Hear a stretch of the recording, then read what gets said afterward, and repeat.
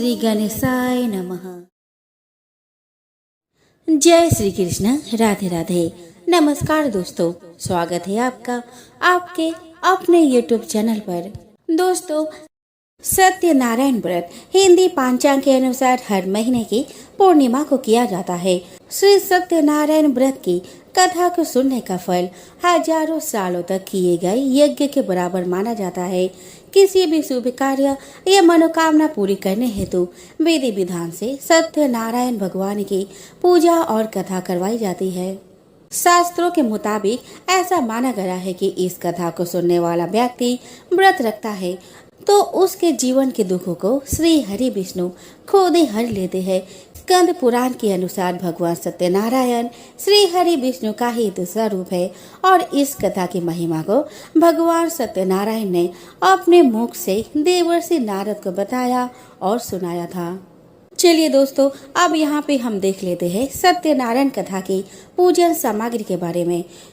तो दोस्तों, सत्यनारायण की कथा में हमें शालिग्राम जी की मूर्ति, काला तिल, कलश, गंगा जल, गरीगोला, रोली, मोली, इत्र, इलायची, गमलगट्टा, चावल, दूर्वा, पंचमेवा, पीली सरसों, बतासा, बेलगिरी, लाल चंदन, सिंदूर, शहद, लौंग, सुपारी, कपूर, हल्दी, आम के पत्ते, ऋतुफल, कपड़े में आप 1.25 मीटर लाल और 1.25 मीटर पीला कपड़ा ले, तुलसी दल, चौकी, केसर, पंचरत्न, धूप, नैवेद्य, पंचपल्लव, गुलाब के फूल, पंचामृत, दूध, दही, घृत, शहद, शक्कर, पान का पत्ता, पुष्पों की माला, बंधनवार, जनेऊ, श्रीफल, गूगल, आम की लकड़ी, इंद्र जौ, देसी घी, नवग्रह, समिधा और हवन सामग्री की पैकेट। चलिए आप देख लेते हैं सत्यनारायण भगवान की पूजन विधि के बारे में। तो पूर्णिमा के दिन शाम के समय स्नान आदि से निवृत्त होकर पूजा स्थान में आसन पर बैठ जाए। पूजा के स्थान पर रंगोली बनाने के बाद उस रंगोली पर चौकी को रख देवे। फिर उस पर सतिया बनाते हैं। उस सतियों पर केले के पत्ता रख सुंदर सिंहासन पर भगवान का चित्र अथवा शालिग्राम जी की और गणेश जी की मूर्ति विराजमान करने के बाद कलश रखते हैं। सबसे पहले कलश की पूजा कर फिर श्री गणेश, गौरी, वरुण, विष्णु आदि सब देवताओं का ध्यान करके पूजन करें और संकल्प ले कि मैं सत्यनारायण भगवान का पूजन तथा कथा और श्रवण सदैव करूंगा या करूंगी। फिर पुष्प हाथ में लेकर सत्यनारायण भगवान का ध्यान करें। यज्ञोपवीत पुष्प, धूप, नैवेद्य आदि से युक्त होकर स्तुति करें कि हे भगवान, मैंने श्रद्धा पूर्वक फल, जल आदि सब सामग्री आपको अर्पण की है। अब आप इसे स्वीकार कीजिए और मेरा आपको बारंबार प्रणाम है। इसके बाद सत्यनारायण जी की कथा पढ़े। ये सुनने के बाद भोग लगाए, आरती करके प्रसाद बांटे और बड़ों का आशीर्वाद ले। इस पूजा और कथा सुनने में आप किसी विद्वान पंडित की मदद भी ले सकते हो। कुछ लोग सत्यनारायण व्रत के दिन पास के मंदिर में दोपहर में होने वाली कथा आरती में शामिल होकर चरणामृत और प्रसाद बांटकर प्रसाद को घर लाकर भोजन करने से पहले लेकर भोजन कर लेते हैं। दोस्तों, सत्यनारायण भगवान की पूजा का बहुत अधिक महत्व होता है। श्री सत्यनारायण व्रत कथा के कुल 5 अध्याय है, जिनका श्रवण करने से मनुष्य के सभी कष्ट मिट जाते हैं। चलिए दोस्तों, हम श्रवण करें श्री सत्यनारायण भगवान व्रत कथा का पहला अध्याय। श्री सत्यनारायण भगवान की जय। श्रीमन नारायण नारायण नारायण, भज मन नारायण नारायण नारायण। एक समय की बात है, नैमिषा अरण्य तीर्थ में सौनकादि 88,000 ऋषियों ने श्री सूत जी से पूछा कि हे प्रभु, इस कलि युग में वेद विद्या रहित मनुष्य को प्रभु भक्ति किस प्रकार मिल सकती है तथा उनका उद्धार कैसे होगा। हे मुनि श्रेष्ठ, कोई ऐसा तप बताइए जिससे थोड़े समय में ही पुण्य मिले और मनोवांछित फल भी मिल जाए। इस प्रकार की कथा सुनने की हम लोग इच्छा रखते हैं। सभी शास्त्रों के ज्ञाता सूत जी बोले, हे वैष्णवों में पूज्य आप सभी ने प्राणियों के हित की बात पूछी है, इसीलिए मैं एक ऐसे श्रेष्ठ और व्रत के बारे में आप लोगों को जरूर बताऊंगा जिसके बारे में नारद जी ने लक्ष्मी नारायण जी से पूछा था। और लक्ष्मीपति श्री हरि ने नारद जी से कहा था, अब आप भी इसे सुनिए। एक समय की बात है, नारद जी दूसरों के हित की इच्छा के लिए अनेकों लोकों में घूमते हुए मृत्यु लोक में जा पहुँचे। यहाँ उन्होंने अनेक योनियों में जन्मे सभी मनुष्य को अपने कर्मों के अनुसार पीड़ा झेलते हुए देखा। उनका दुख देखकर नारद जी सोचने लगे कि ऐसा क्या किया जाए जिससे निश्चित रूप से मानव के दुखों का अंत हो जाए। इसी विचार पर मनन करते हुए वह विष्णु लोक में गए। वहाँ वह नारायण की स्तुति करने लगे और बोले कि हे भगवान, आप अत्यंत शक्ति से संपन्न हैं, निर्गुण स्वरूप, सृष्टि के कारण भक्तों के दुख को दूर करने वाले हैं। आपको मेरा प्रणाम। नारद जी की स्तुति सुन विष्णु भगवान बोले कि मुनि श्रेष्ठ, आपके मन में क्या बात है उसे निसंकोच कहो। इस पर नारद मुनि बोले कि मृत्यु लोक में अनेक योनियों में जन्मे मनुष्य अपने कर्मों के द्वारा अनेक दुख से दुखी हो रहे हैं। हे प्रभु, आप तो ये बताइए कि वो मनुष्य थोड़े प्रयास से ही अपने दुखों से कैसे छुटकारा पा सकते हैं। तब श्री हरि बोले कि हे नारद, मनुष्य की भलाई के लिए तुमने बहुत उत्तम प्रश्न पूछा है। स्वर्गलोक और मृत्युलोक दोनों में एक दुर्लभ उत्तम व्रत है जो पुण्य देने वाला है। आज प्रेम बस होकर मैं उसे तुमसे कहता हूँ। श्री सत्यनारायण भगवान का व्रत अच्छी तरह विधान पूर्वक करके मनुष्य तुरंत ही यहाँ सुख भोग कर मरने पर मोक्ष पाता है। श्री हरि के वचन सुनकर नारद जी बोले कि उस व्रत का फल क्या है प्रभु, और उसका विधान क्या है? यह व्रत किसने किया था? इस व्रत को किस दिन करना चाहिए? आप सब कुछ विस्तार से बताएं। नारद जी की बात सुनकर श्री हरि बोले, दुख व शोक को दूर करने वाला, यह सभी स्थानों पर विजय दिलाने वाला है। मानव को भक्ति व श्रद्धा के साथ शाम को श्री सत्यनारायण की पूजा धर्म परायण होकर ब्राह्मणों और बंदियों के साथ करने, साथ ही यथाशक्ति अनुसार भक्ति भाव से भगवान का भोग लगाए, आरती गाए और ब्राह्मणों सहित बंधु बांधवों को भी भोजन कराए। उसके बाद स्वयं भोजन करे, कीर्तन भजन के साथ भगवान की भक्ति में लीन हो जाए। इस तरह से सत्यनारायण भगवान का यह व्रत करने पर मनुष्य की सारी इच्छाएं निश्चित रूप से पूरी होती है। इस कली काल अर्थात कली युग में मृत्यु लोक में मोक्ष का यही एक सरल उपाय बताया गया है। श्रीमन नारायण नारायण नारायण, भजमन नारायण नारायण नारायण। श्री सत्यनारायण भगवान की जय।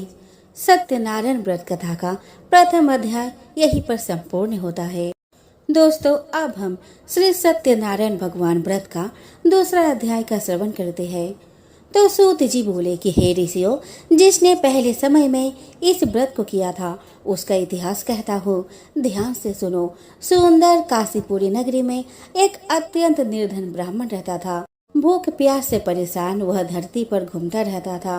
ब्राह्मणों से प्रेम करने वाले भगवान ने एक दिन ब्राह्मण का वेश धारण कर उसके पास जाकर पूछा, हे विप्र, नित्य दुखी होकर तुम पृथ्वी पर क्यों घूमते हो?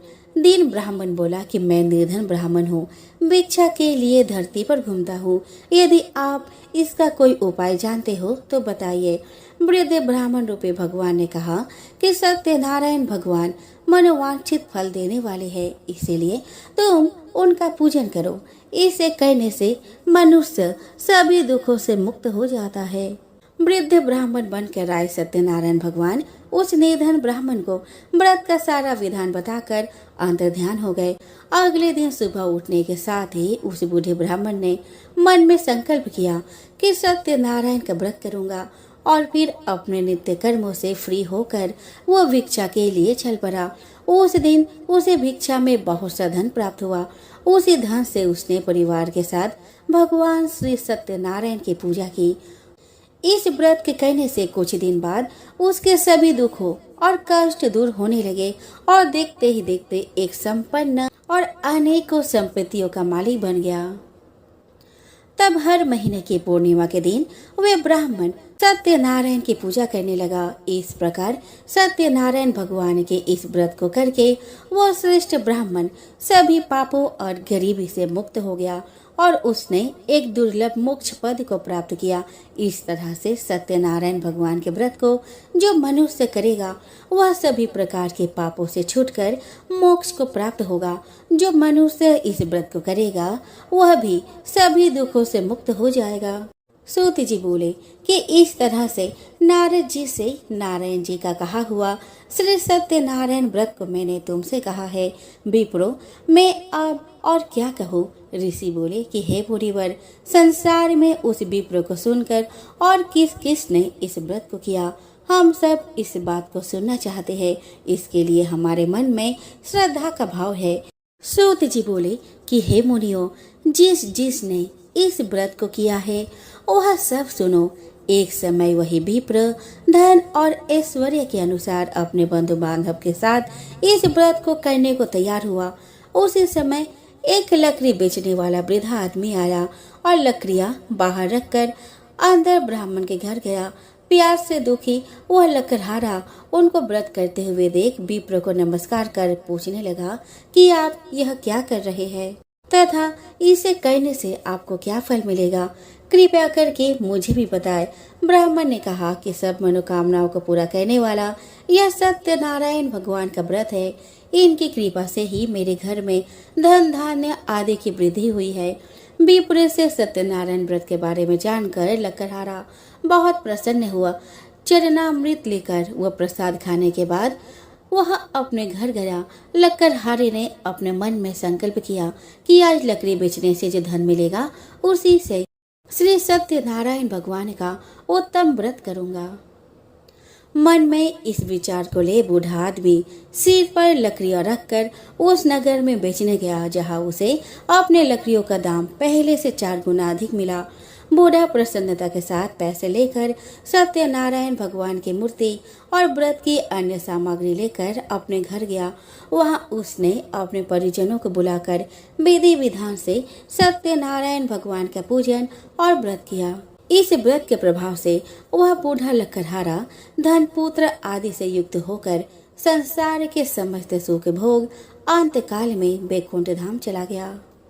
श्रीमन नारायण नारायण नारायण, भज मन नारायण नारायण नारायण।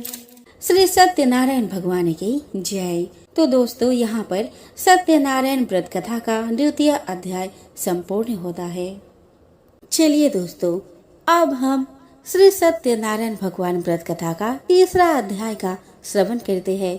तो दोस्तों, सूत जी बोले कि हे श्रेष्ठ मुनियों, अब आगे की कथा कहता हूँ।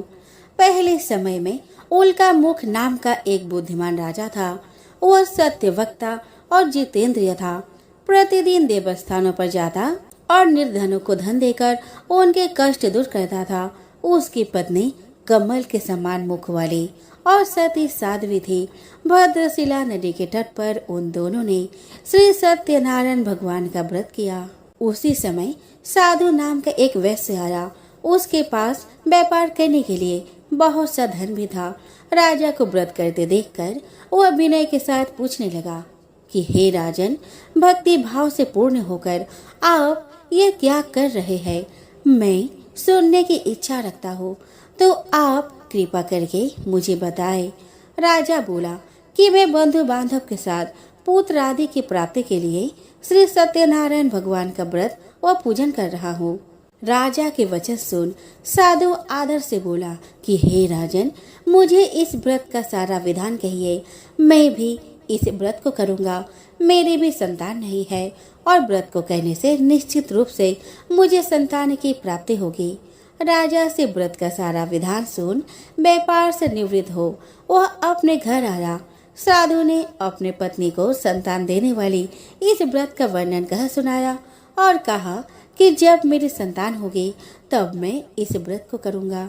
साधु ने इस तरह के वचन अपने पत्नी लीलावती से कहे। एक दिन लीलावती पति के साथ आनंदित हो संसारिक धर्म में प्रवृत्त होकर सत्यनारायण भगवान की कृपा से गर्भवती हो गई।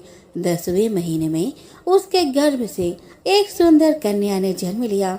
माता पिता ने अपने कन्या का नाम कलावती रखा। एक दिन कलावती की माँ लीलावती ने अपने पति को याद दिलाया कि आपने सत्यनारायण भगवान के जिस व्रत को करने का संकल्प किया था उसे करने का समय आ गया है। आप इस व्रत को करिए। साधु बोला, हे प्रिय, इस व्रत को तो मैं उसके विवाह पर करूंगा। इस प्रकार अपनी पत्नी को आश्वासन देकर वह नगर को चला गया। साधु ने एक बार नगर में अपने कन्या को सखियों के साथ देखा तो उसे लगा कि उसकी कन्या अब विवाह योग्य हो गई है और उसने कन्या के योग्य वर ढूंढना शुरू कर दिया। एक दिन वह साधु एक नगर में पहुंचा और वहां लड़के के सुयोग्य वानिक पुत्र को ले आया। सुयोग्य लड़के को देख साधु ने बंधु बांधवों को बुलाकर अपने पुत्र का विवाह कर दिया। लेकिन दुर्भाग्य की बात यह कि साधु ने अभी भी सत्यनारायण भगवान का व्रत नहीं किया। दोस्तों, होना क्या था, इस पर श्री भगवान क्रोधित हो गए और श्राप दिया। अपने कार्य में कुशल साधु बनिया जमाई को लेकर समुद्र के पास स्थित होकर रत्नासारपुर नगर में गया। वहां जाकर दामाद ससुर दोनों मिलकर चंद्रकेतु राजा के नगर में व्यापार करने लगे। एक दिन भगवान सत्यनारायण की माया से एक चोर राजा का धन चुरा कर भाग रहा था। उसने राजा के सिपाहियों को अपना पीछा करते देख चुराया हुआ धन वहां रख दिया जहां साधु अपने जमाई के साथ ठहरा हुआ था। राजा के सिपाहियों ने साधु वैश्य के पास राजा का धन पड़ा देखा तो वह ससुर जमाई दोनों को बांधकर प्रसन्नता से राजा के पास ले गए कि उन दोनों चोरों को हम पकड़ लाए हैं, आप आगे की कार्यवाही की आज्ञा दे। राजा की आज्ञा से उन दोनों को कठिन कारावास में डाल दिया गया और उनका सारा धन भी उनसे छीन लिया गया। तो दोस्तों, श्री सत्यनारायण भगवान के श्राप से साधु की पत्नी भी बहुत दुखी हुई।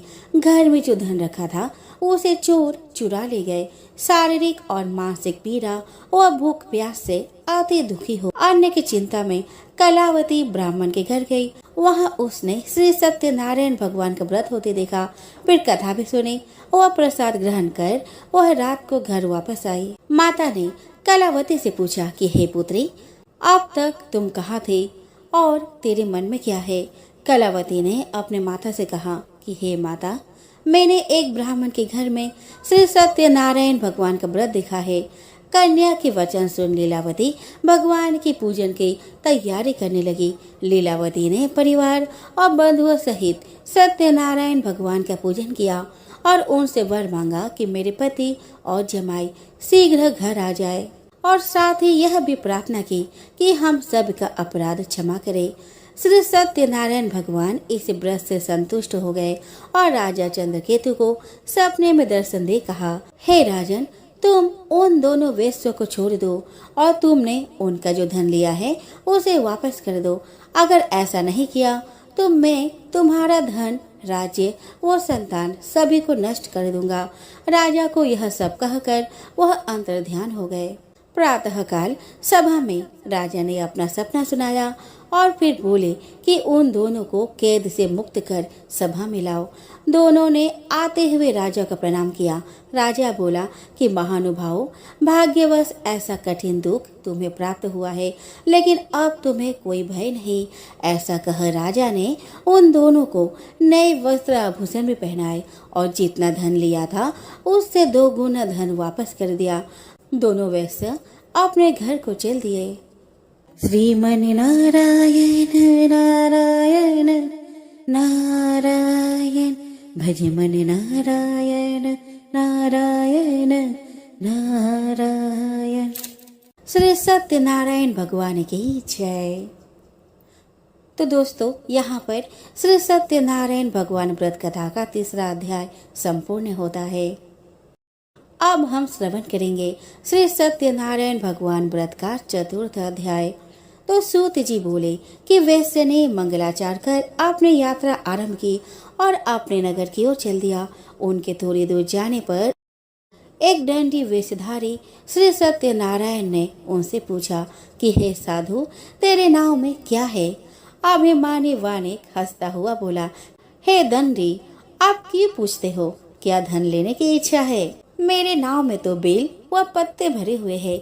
वैश्य के कठोर वचन सुन भगवान बोले कि तुम्हारा वचन सत्य हो। दंडी ऐसे वचन कहा वहाँ से दूर चले गए। कुछ दूर जाकर समुद्र के किनारे बढ़ गए।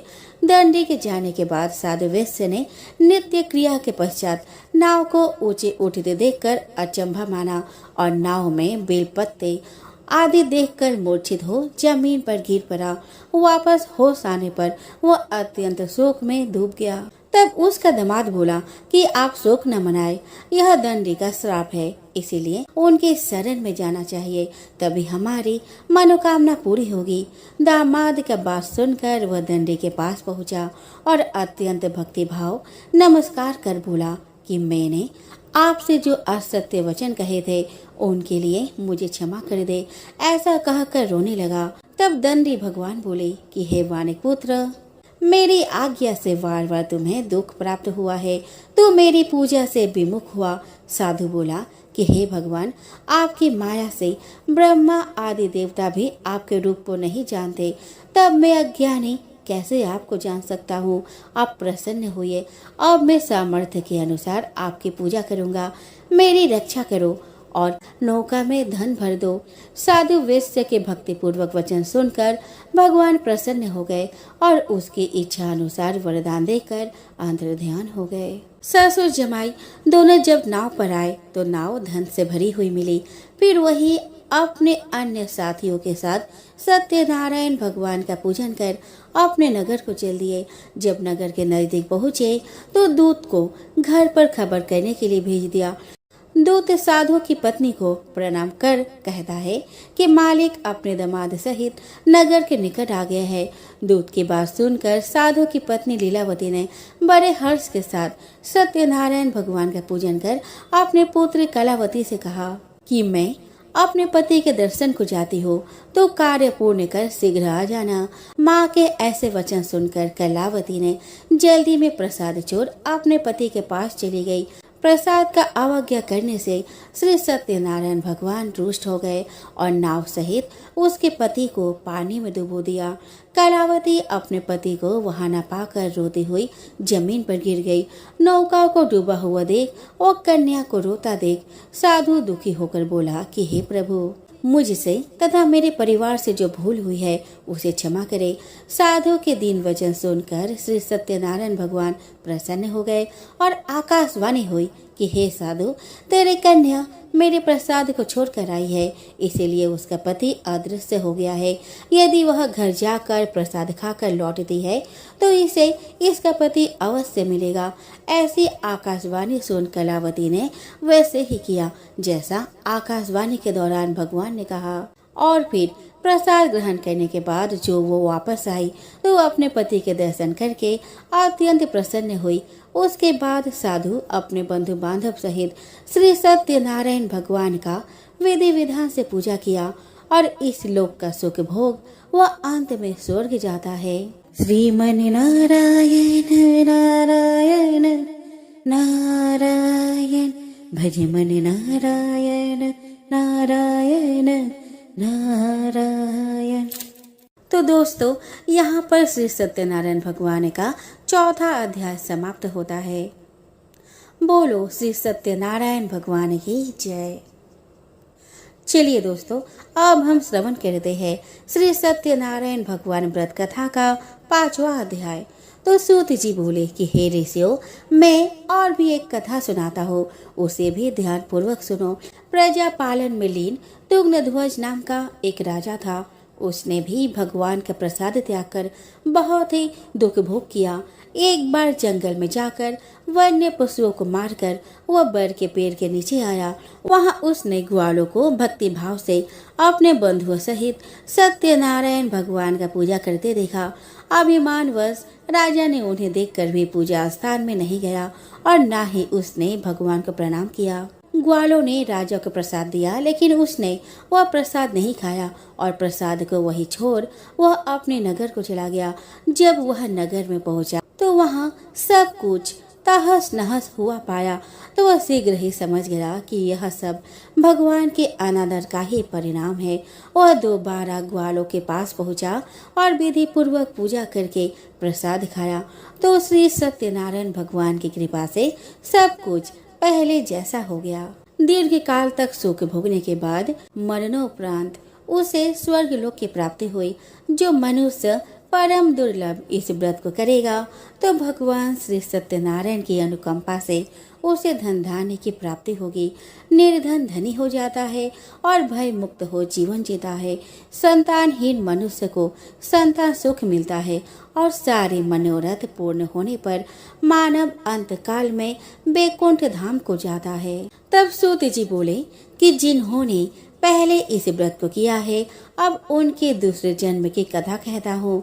वृद्ध सतानंद ब्राह्मण ने सुदामा का जन्म लेकर मोक्ष की प्राप्ति की। लकड़हारे ने अगले जन्म में निषाद बनकर मोक्ष प्राप्त किया। उल्का मुख नाम का राजा दशरथ होकर बैकुंठ को गए। साधु नाम के वैश्य ने मोरध्वज बनकर अपने पुत्र को आरे से चीरकर मोक्ष पाया। महाराज तुग्नध्वज ने स्वयंभू होकर भगवान में भक्ति युक्त हो कर्म कर मोक्ष पाया। कथा सुनने के बाद सभी ने श्री हरि का झुक कर प्रणाम किया।